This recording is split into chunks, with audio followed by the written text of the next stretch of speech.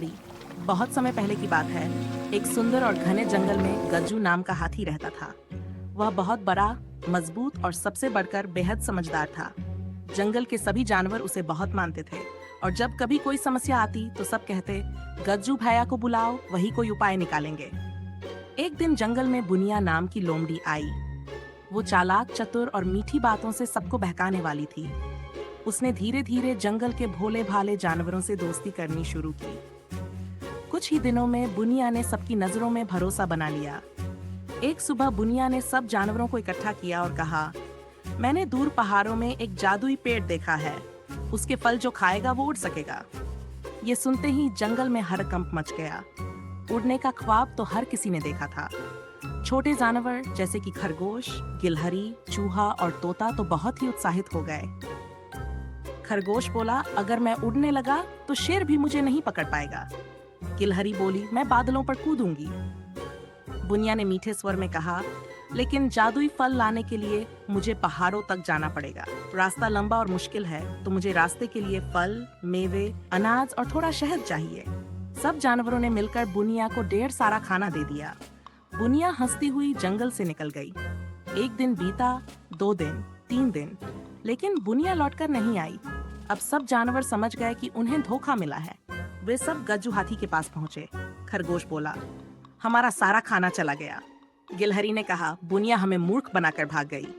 गज्जू ने गहरी सांस ली, अपनी आंखें बंद की और थोड़ी देर सोचने के बाद बोला, अब बुनिया को उसकी चालाकी से ही हराना पड़ेगा, लेकिन चालाकी से, ताकत से नहीं।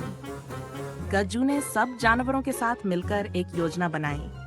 उन्होंने पूरे जंगल में अफवाह फैला दी कि एक पुरानी गुफा खुली है जिसके अंदर सोने की मिठाइयाँ और रत्न भरे हुए हैं।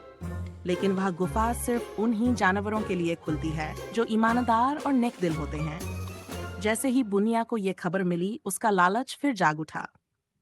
वो छुपकर वापस जंगल में आई और जल्दी से गुफा की ओर भागी। गुफा एक बड़ी चट्टान के नीचे बनी थी और गज्जू वहीं छुपकर बैठा था। जैसे ही बुनिया गुफा में दाखिल हुई, गज्जू ने अपनी सूंड से बड़ी चट्टान को खिसकाकर दरवाजा बंद कर दिया। बुनिया गुफा में फंस गई। अब वो डर गई, पछताई और जोर जोर से माफी मांगने लगी।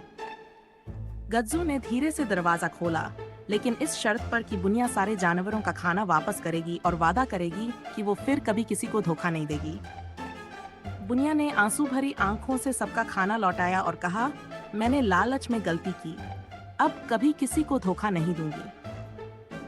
उस दिन से जंगल में सभी जानवर और भी सतर्क हो गए और गज्जू हाथी को जंगल का मंत्री बना दिया गया।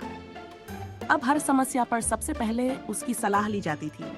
जंगल में सब खुशी से रहने लगे। किसी को भूखा नहीं रहना पड़ता था और कोई धोखेबाज जानवर फिर जंगल में टिक नहीं पाया। बच्चों, अब ध्यान दो।